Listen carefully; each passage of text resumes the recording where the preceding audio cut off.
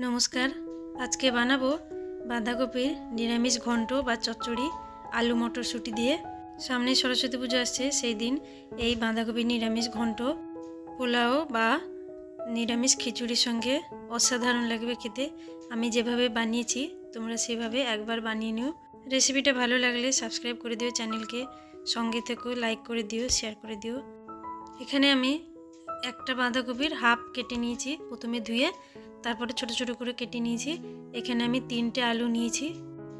প্রথমে কড়াই হালকা গরম করে নিয়েছি। এখানে একটা মশলা বানিয়ে নেব। এখানে ডালচিনি নিয়েছি, 4টে এলাচ নিয়েছি, 2টো লবঙ্গ নিয়েছি। ডালচিনিটা একটু বেশি নিতে হবে, দিয়ে হালকা একটু ভেজে নেব, খুব হালকা, বেশি নয়, একটু সামান্য গন্ধ বেরিয়ে আসবে। হালকা করে ভেজে তুলে নিয়ে গুঁড়ো করে রেখে দেব। কড়াই গরম করে সরষের তেল দিয়ে দিয়েছি। প্রথমে আমি আলুটা ভেজে নেব।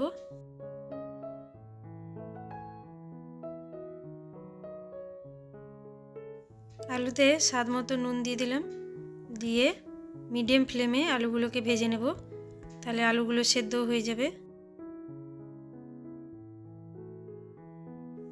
আলুগুলো খুব ভালো করে লাল লাল করে ভাজা হয়ে গেছে, তুলে নেব, আলাদা একটা পাত্রে তুলে নেব।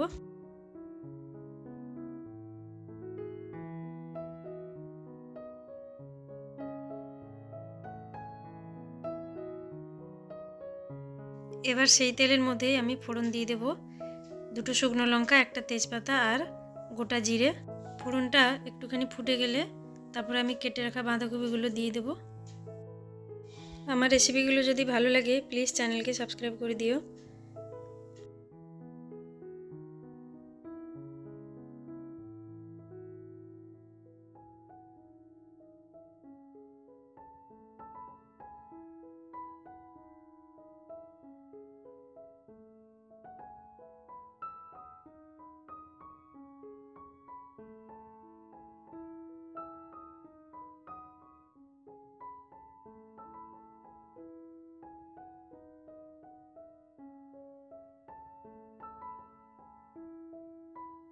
বাঁধাকপিগুলো কড়াইতে দিয়ে দিয়েছি।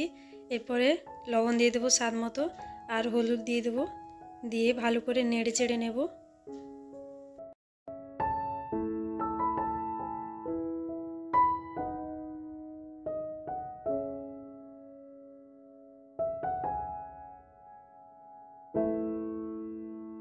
এখানে আমি কিছুটা মটরশুঁটি দিয়ে দিলাম, দিয়ে ভালো করে নেড়ে চেড়ে মিডিয়াম ফ্লেমে ঢাকা দিয়ে দিয়ে রান্না করব।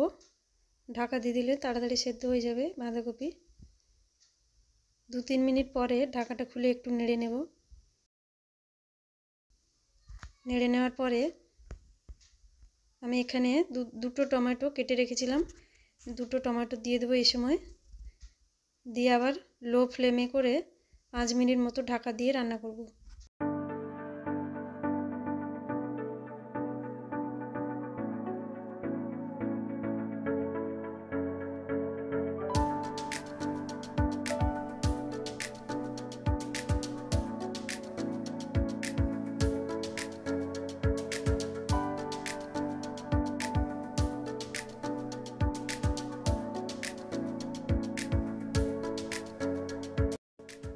পাঁচ মিনিট বাঁধাকপিটা রান্না করার পরে এখানে টমেটোগুলো অনেকটা সেদ্ধ হয়ে গেছে।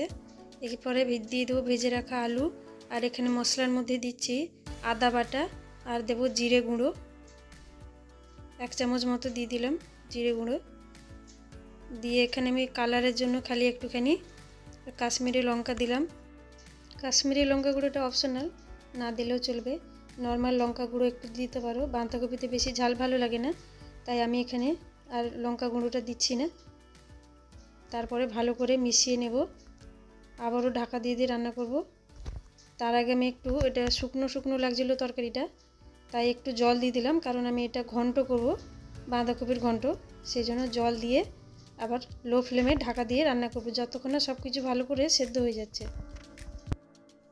5-7 মিনিট লো ফ্লেমে রান্না করার পরে জলটা অনেকটাই শুকিয়ে গেছে, আর আলুগুলো পুরোপুরি ভালোভাবে সেদ্ধ হয়ে গেছে। যতক্ষণ না জলটা শুকনো শুকনো হচ্ছে ততক্ষণ আমি আর একটু রান্না করে নেব ঢাকা খোলা অবস্থায়। আলুগুলো সব ভালো করে সেদ্ধ হয়ে গেছে। আর একটু মাখো মাখো হবে তরকারিটা। এখানে আমি স্বাদ মতন চিনি দিয়ে দিচ্ছি, যেহেতু নিরামিষ বাঁধাকপি চিনি না দিলে ভালো লাগবে না, চিনিটা নিশ্চয়ই দিতে হবে, তোমাদের স্বাদ অনুযায়ী দেবে। আমি এখানে 1 চামচ মতোই দিয়েছি, ছোট চামচের। এরপরে আমি আরও কিছুক্ষণ রান্না করে নেব, যতক্ষণ না চচ্চড়ির মতো হয়ে যাচ্ছে, ঘাঁটা ঘাঁটা বা ঘন্টর মতো। জলটা একটু আছে আর একটু শুকোবে।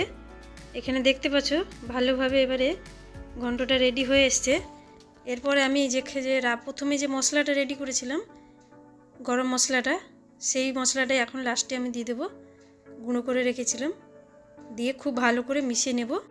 তোমরা চাইলে এখানে লাস্টে 1 চামচ গাওয়া ঘি দিতে পারো, আমি দিইনি, গরম মশলার গন্ধটাই ভালো লাগে। আর একটু ভালো করে নেড়ে চেড়ে নিলেই আমার বাঁধাকপির ঘন্ট রেডি হয়ে যাবে। যদি আমার এই রেসিপি ভালো লাগে প্লিজ সাবস্ক্রাইব করে দিও, শেয়ার করে দিও আর লাইকও করে দিও।